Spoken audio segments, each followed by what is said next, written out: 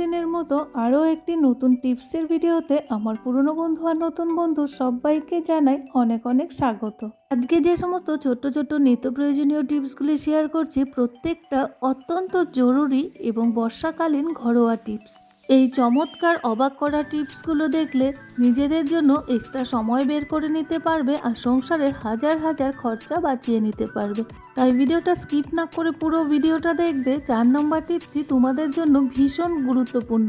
যারা আমার ভিডিও রোজ দেখো তাদেরকে অসংখ্য ধন্যবাদ, আর যারা প্রথম দেখছো তাদেরকেও ধন্যবাদ।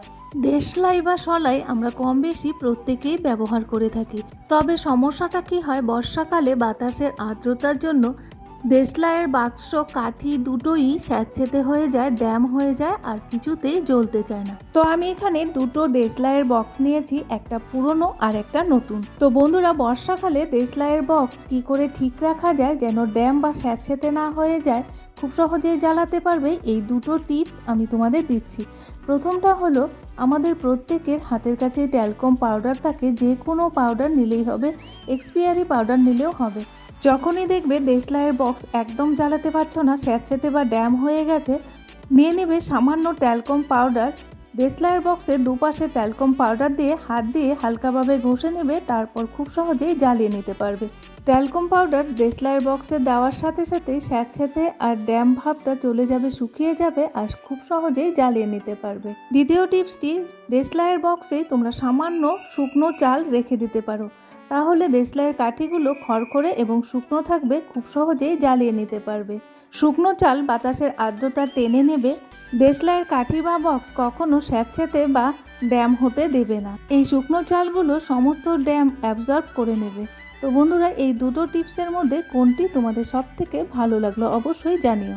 চিনি আমরা প্রত্যেকেই কম বেশি খেয়ে থাকি, তবে সমস্যাটা কী হয়, বর্ষাকালে চিনির মধ্যে ছোট ছোট লাল পিঁপড়ে আর কালো পিঁপড়েগুলো ভীষণ উপদ্রব করে।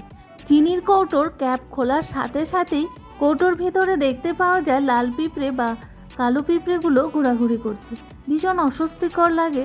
তো বন্ধুরা, এই ছোট টিপসটি যদি অ্যাপ্লাই করে চিনি রাখো, কখনোই আর কালো পিঁপড়ে বা লাল পিঁপড়ে চিনির ধারে কাছে ঘেঁষবে না। তো প্রত্যেকের কিচেনেই লবঙ্গ থাকে, 5-6টা লবঙ্গ নিয়ে নেবে আর চিনির মধ্যে এই লবঙ্গগুলো রেখে দেবে। আমরা প্রত্যেকেই জানি লবঙ্গের স্ট্রং একটা গন্ধ আছে, মারাত্মক একটা ঝাঁজ। সেই ঝাঁজ বা স্ট্রং গন্ধের জন্য পিঁপড়ে কৌটোর ভেতরে তো থাকবেই না, চারিদিকেও ঘেঁষবে না। তো বন্ধুরা, তোমাদেরও চিনির কৌটোর মধ্যে যদি লাল বা কালো পিঁপড়ে দেখতে পাও, অবশ্যই 5-6টি লবঙ্গ চিনির কৌটোর মধ্যে রেখে দেবে। চিনির মধ্যে একটাও যদি কালো বা লাল পিঁপড়ে থাকে, লবঙ্গের স্ট্রং গন্ধে সমস্ত পিঁপড়ে বেরিয়ে যাবে, নতুন করে পিঁপড়ে আর চিনির কৌটোতে আসতে পারবে না। তো বন্ধুরা, এই ছোট্ট টিপসটি ভালো লাগলে অবশ্যই অ্যাপ্লাই করে দেখবে, ভীষণ উপকার পাবে। বর্ষাকালে রেনকোট বা ছাতা আমাদের প্রত্যেকের জন্য ভীষণ জরুরি এবং গুরুত্বপূর্ণ। তো বন্ধুরা, বর্ষাকালে ছাতা আর রেনকোট ছাড়া আমরা বাড়ি থেকে বেরোতেই পারি না। তবে সমস্যাটা কি হয়, অফিসে বা স্কুলে ভেজা রেনকোট বা ছাতা শুকোনোর ব্যবস্থা থাকে না।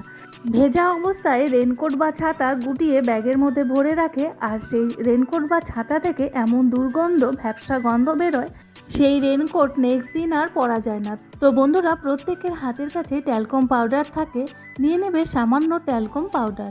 তার আগে অবশ্যই ভেজা ছাতা বা রেনকোট হালকা শুকিয়ে নিতে হবে।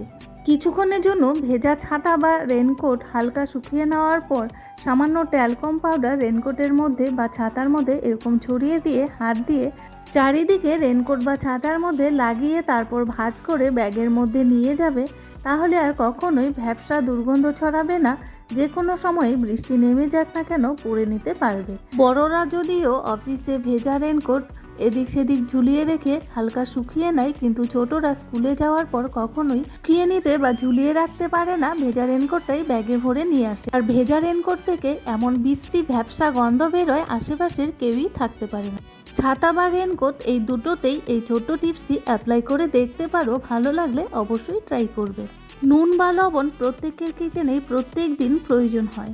তো বন্ধুরা, তোমরা কি কখনো নুনের মধ্যে সামান্য শুকনো চাল রেখে দেখেছো কি হয়? নুন বা লবণ এতটাই গুরুত্বপূর্ণ, আমাদের প্রত্যেক দিন প্রত্যেকটা কিচেনেই প্রয়োজন হয়। নুন ছাড়া একটা দিনও চলে না।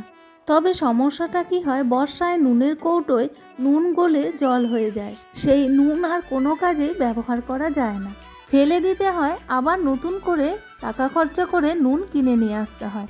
তো বন্ধুরা, এই ছোট্ট টিপসটি অ্যাপ্লাই করে যদি নুন রাখো, কখনোই আর নুনের কৌটোয় নুন গলে গিয়ে জল হয়ে যাবে না, নুন বা লবণ থাকবে একদম ঝরঝরে।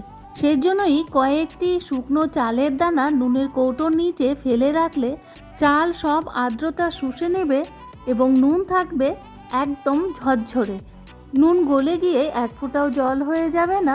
প্রত্যেকেরই এই ছোট্ট ছোট্ট টিপসগুলি জেনে রাখা দরকার, তাহলে আর কিচেনে কোনো কিছুই নষ্ট হয়ে যাবে না। এতে টাকাও খরচা কম হবে আর গৃহিণীদের জন্য সময়ও বাঁচবে। সামান্য কয়েকটা চালের দানা নুন গলে জল হওয়া থেকে বাঁচিয়ে নিতে পারবে। ভালো লাগলে অবশ্যই ট্রাই করবে। প্রত্যেকেই আমরা জানি চক পড়াশোনার ক্ষেত্রে ব্যবহার করা হয়, তবে কেনই বা নতুন জামা কাপড় রাখার আলমারিতে চক রাখতে যাচ্ছি? এই ব্ল্যাকবোর্ডে লেখার চক আলমারিতে আবার কি জন্য রাখছি? বন্ধুরা, তোমরা কি কখনো আলমারিতে ব্ল্যাকবোর্ডের লেখা চক রেখেছো? যদি না রেখে থাকো, অবশ্যই একবার হলেও ট্রাই করে দেখবে কতটা উপকারী। তো বন্ধুরা, এখানে আমি কয়েকটা চক নিয়ে নিয়েছি। এবারে এখান থেকে দুটো চক আমি একটা গ্রেটারের সাহায্যে গুঁড়ো করে নেব। তোমরা চাইলে যে কোনো শক্ত কিছুর সাহায্যে চক গুঁড়ো করে নিতে পারো। চক এমনিতেই ভীষণ নরম, যে কোনো কিছুর সাহায্যেই গুঁড়ো করে নিতে পারো। তো বন্ধুরা, এই সলিউশনটা তৈরি করতে করতে আজকের টিপসগুলো তোমাদের কাছে কেমন লাগলো তোমরা অবশ্যই একটা লাইক দিয়ে কমেন্টস করবে। তোমাদের দেওয়া একটা লাইক আমাকে নিত্য নতুন টিপসের ভিডিও বানাতে অনেকটাই মোটিভেট করে। আর নিয়ে নেবে একটা ন্যাপথলিন।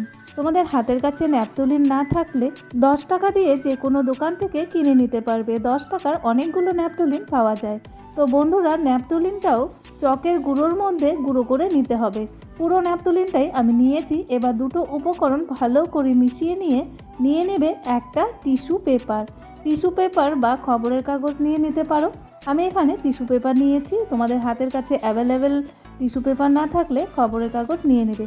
এবারে টিস্যু পেপারটাকে 4 ভাগ করে নিয়ে সামান্য করে চক আর ন্যাপথলিনের মিশ্রণটা টিস্যু পেপারের মধ্যে নিয়ে নেবে। মিশ্রণটি টিস্যু পেপারে নিয়ে নেওয়ার পর একটা পুড়িয়া বা মিনি পকেটের মতো করে নেবে। যদি কোনো নতুন বন্ধু আমার চ্যানেলে এসে থাকো, এই ভিডিওটা দেখছো, অবশ্যই সাবস্ক্রাইব করে বেল নোটিফিকেশনটি অল করে রাখবে। তাহলে আরও নিত্য নতুন চমৎকার অবাক করা টিপসের ভিডিওর নোটিফিকেশন সবার আগে তোমাদের কাছে পৌঁছে যাবে। যে টিপসগুলো তোমাদের নিত্য প্রয়োজনীয় কাজকে ভীষণ হেল্প করবে। মাত্র দুটো চক আর একটা ন্যাপথলিন দিয়ে 1 টাকা খরচ না করেই অনেক বড় সমস্যার সমাধান করে নিতে পারবে মিনিটের মধ্যেই। তো সমস্ত মিনি পকেটগুলো আমার তৈরি হয়ে গেছে। এবারে একটা সেফটি পিনের সাহায্যে টিস্যু পেপারগুলো সামান্য ছিদ্র করে নিতে হবে। বন্ধুরা, সামান্য চক আর ন্যাপথলিন দিয়ে এই ছোট্ট টিপসটি অ্যাপ্লাই করে দেখবে, ভীষণ উপকার পাবে। 1000 গুণ টাকাও বাঁচবে আর গৃহিণীদের জন্য এক্সট্রা সময়ও বাঁচিয়ে নিতে পারবে। চকের গুঁড়ো আর ন্যাপথলিনের মিশ্রণ দিয়ে টিস্যু পেপারের মিনি পকেট বা পুড়িয়াগুলো রেডি হয়ে গেছে। এবারে চলো দেখে নেওয়া যাক এগুলো কী কাজে অ্যাপ্লাই করা যায়। তো বন্ধুরা, বর্ষাতে আলমারিতে রাখা নতুন জামা কাপড় থেকে ভ্যাপসা দুর্গন্ধ হয় আর ছত্রাক ধরে যায়। নতুন জামা কাপড়ের ভাঁজে ভাঁজে এই ছোট্ট সলিউশনটি যদি রেখে দিতে পারো, তাহলে আর কখনোই জামা কাপড় থেকে ভ্যাপসা দুর্গন্ধও ছড়াবে না আর ছত্রাকও ধরবে না।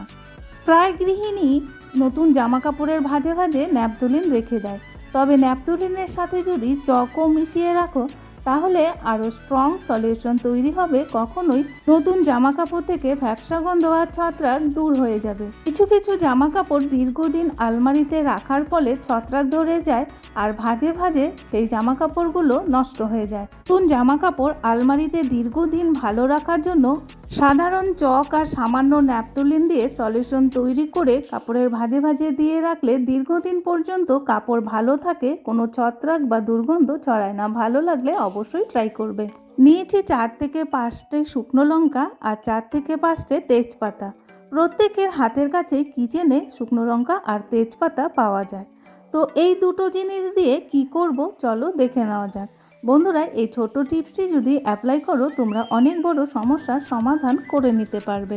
বর্ষায় চালের ড্রামে পোকা ও দুর্গন্ধ দূর করার ম্যাজিক ট্রিক তোমরা দেখলে নিশ্চয়ই চমকে যাবে। সকালে বাতাসের আর্দ্রতা বেশি থাকায় চালের কৌটো বা ড্রামে খুব দ্রুত কালো পোকা বা পাকুর পোকা ধরে যায়, আর একটা চাল থেকে ভ্যাপসা দুর্গন্ধ বেরোতে থাকে। সেই চাল দিয়ে ভাত রান্না করলে ভাতটাও খেতে ভালো লাগে না, চালগুলো নষ্ট হয়ে যায়, ফেলে দিতে হয়। আর তোমরা তো জানো চালের প্রচুর দাম, বাড়িতে টাকা দিয়ে চাল কিনে নিয়ে এসে খেতে না পেরে যদি ফেলে দিতে হয় তাহলে ভীষণ কষ্ট হয়, আর চাল ফেলা কখনোই উচিত নয়। তো বন্ধুরা, বর্ষাতে এই ছোট্ট টিপসটি অ্যাপ্লাই করে চাল রাখবে, কখনোই চালে পাকুর পোকা বা কোনো রকম পোকা ধরবে না, আর চালের থেকে ভ্যাপসাও গন্ধ বের হবে না। চালের মধ্যে 4 থেকে 5টা শুকনো লঙ্কা আর 4 থেকে 5টা তেজপাতা চালের মধ্যে দিয়ে রাখো, কখনোই একটা চালও নষ্ট হবে না, ভ্যাপসা গন্ধও বেরোবে না, আর পাকুর পোকা বা যে কোনো ধরনের পোকা ধরবে না। এমনিতেই বর্ষার দিনে বেশি পরিমাণে চাল কিনে নিয়ে আসলে খুব দ্রুত খারাপ হয়ে যায়, পোকা ধরে যায়। এই ছোট্ট টিপসটি অ্যাপ্লাই করলে কখনোই খারাপ হবে না। শুকনো লঙ্কার স্ট্রং ঝাঁজ আর তেজপাতার উগ্র গন্ধে একটা পোকাও আসতে পারবে না। ভালো লাগলে অবশ্যই ট্রাই করবে। ভিডিওটা বেশি ভালো লাগলে ফ্যামিলি আর বন্ধুদের সাথে শেয়ার করতে একদমই ভুলবে না। ধন্যবাদ।